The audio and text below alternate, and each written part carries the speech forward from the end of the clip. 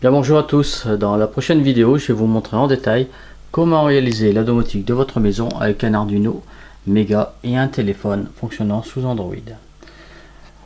Mais avant ça, je vais vous montrer les principales commandes. Ici, nous avons la montée et baisser la température, le changement de chauffage, c'est-à-dire le changement de mode économique ou confort.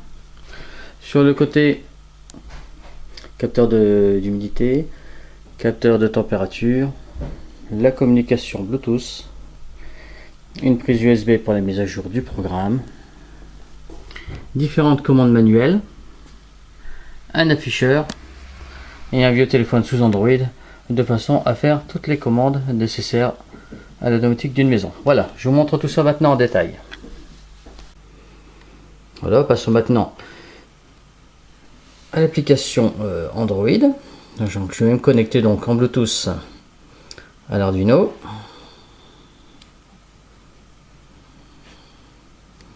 Voilà, je suis connecté, il m'indique qu'il est prêt. Alors, ici on va pouvoir effacer l'affichage et demander quelques commandes. Donc, qu'est-ce que l'on peut faire avec cet ensemble? Bien sûr, c'est un système de régulation de chauffage, comme dans tout système domotique. Là, je vais pouvoir interroger l'Arduino, donc avec la commande Bluetooth, pour savoir quelle est la température et quel est le mode de fonctionnement. Donc on voit que nous avons une mesure de 12,8 degrés, 43% d'humidité, et qu'on est en mode horaire. Bien, on va effacer de nouveau l'écran. Et je peux par exemple demander d'augmenter la température. Voilà. Augmenter la température, je vais passer la commande à 20 degrés.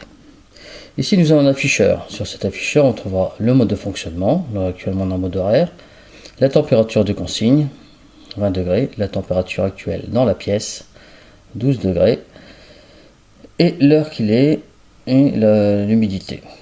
Bien. Si on veut changer de mode de chauffage, c'est très simple. On peut le faire simplement en passant cette fois-ci en mode confort. On va sur l'affichage, à ce moment-là, le mode change. On peut passer également en mode économique, le mode hors gel et le mode horaire ou l'arrêt. Voilà, systématiquement les consignes sont mises aussi. On va voir les. Voilà, je passe en mode conversion journalier. On voit la consigne qui est là. Et là, par exemple, je vais passer en mode hors gel. Voilà, on part réglage de température à 7 degrés. Donc on va voir la consigne, voilà, qui est passée maintenant à 7 degrés. Bien, alors ça c'est relativement facile, c'est possible de faire ça aussi par des commandes manuelles avec des boutons, comme vous l'avez vu sur la première vidéo de l'ensemble qui est monté depuis décembre 2018 à la maison. Donc on a ainsi l'historique de tout ce qui est fait. Alors c'est qu'une partie, donc ça c'est pour la régulation de température. Dans le bas on va trouver ici les modes de programmation. On prend les modes horaires, c'est-à-dire le matin, le midi, le soir, le week-end. Bon, pour changer, c'est très simple. Si je veux changer, donc, alors le midi, ça se met en mode confort. Il suffit simplement, voilà, je fais comme ça, je change et j'envoie l'information directement. Et voilà, midi confort, 11h23. Si je veux contrôler quel est le programme de température de la maison, le programme de chauffage en mode horaire, il y a cette fonction-ci qui permet de l'indiquer. Et à ce moment-là, voilà, le programme de chauffage est indiqué sur l'écran. C'est vraiment très simple d'utilisation et ce qui permet ainsi d'avoir un programme de chauffage. Alors, particularité de cet ensemble, c'est que ça fonctionne aussi bien pour une chaudière que pour un ensemble. Ça gère aussi les fils pilotes. Donc, toutes les combinaisons des alternances positives et négatives, ça le fait automatiquement. Bon, par contre, en rénovation, c'est pas évident si vous n'avez pas de fil pilote. Donc, j'ai pris un système de télécommande. Je vous montrerai ça. Donc, il y a un émetteur 433 qui envoie les commandes. Voilà, donc toutes les commandes sont doublées. Bon, c'est fait. Il m'a indiqué le week-end de 6h à 22h. Je peux effacer. Voilà, donc c'est dire que lorsqu'on veut commander quelque chose, là, par exemple, je vais commander l'éclairage. L'éclairage marche, c'est allumé. Il va indiquer sur l'afficheur quelle est la pin correspondante sur la carte. Donc comme ça, si à un moment donné vous voulez brancher l'éclairage, bah, c'est très simple, il suffit de regarder un peu sur quel afficheur, vous saurez sur quelle borne. Là vous avez une série de relais, c'est noté de 1 à 5. Voilà, un appui long, ça fait l'arrêt. Ah non, c'est la main. Oui, c'est ça, c'est l'arrêt. Et si je fais hop, un appui long, c'est la marche. Voilà. Donc ça va enclencher un relais. Donc toujours le même principe, hein, ça va indiquer, je vais refaire notre exemple ici. Voilà, pin 45. Voilà, ça indique forcément sur l'afficheur. Donc il n'y a pas besoin forcément de plan. Si dans 2 ans vous voulez réutiliser une des fonctions qui est ici, il suffira de regarder sur l'afficheur où vous branchez. Ça c'est une chose, mais ça permet aussi de faire des commandes déportées. C'est-à-dire que pour chaque commande, ça va enclencher une pin correspondante, ça va faire changement d'état. Mais ça va aussi envoyer un code correspondant en 433. Donc avec un autre programme qui s'appelle Domo Nano, on va pouvoir commander à distance des équipements. Donc quel est l'intérêt? C'est que si vous avez un portail qui est déporté, et un petit peu loin, vous n'avez pas envie de repasser forcément des câbles, bah, ça peut fonctionner aussi en 433.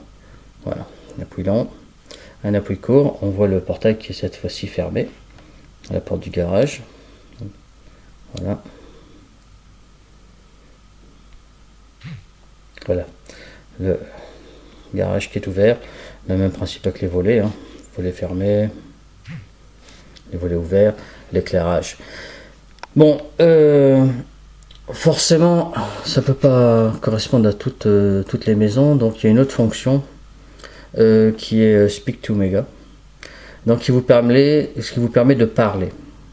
C'est-à-dire que si vous voulez faire une fonction Sésame ouvre-toi et puis ça augmente le chauffage, ça allume l'éclairage, ça met en route l'aquarium, bah, c'est tout à fait possible aussi, hein. Il suffira de le reprogrammer, vous avez tous les exemples. Donc c'est un peu plus simple. Au niveau économie d'énergie, qu'est-ce que ça fait? J'ai ajouté une fonction, c'est-à-dire que moi quand je m'en vais, je mets mon alarme, ça détecte que j'ai mis mon alarme, et à ce moment-là, ça peut me l'indiquer, ça m'indique, ça me fait une baisse de température, de la température, voilà, maison protégée. Je vais changer de mode de chauffage, on remontre de nouveau.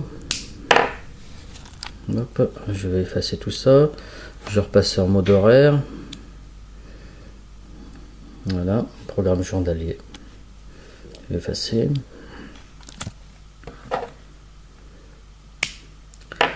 Donc quand je quitte la maison, à ce moment-là ça m'indique à quelle heure j'ai quitté la maison, et ça baisse mon chauffage d'1,5 degré.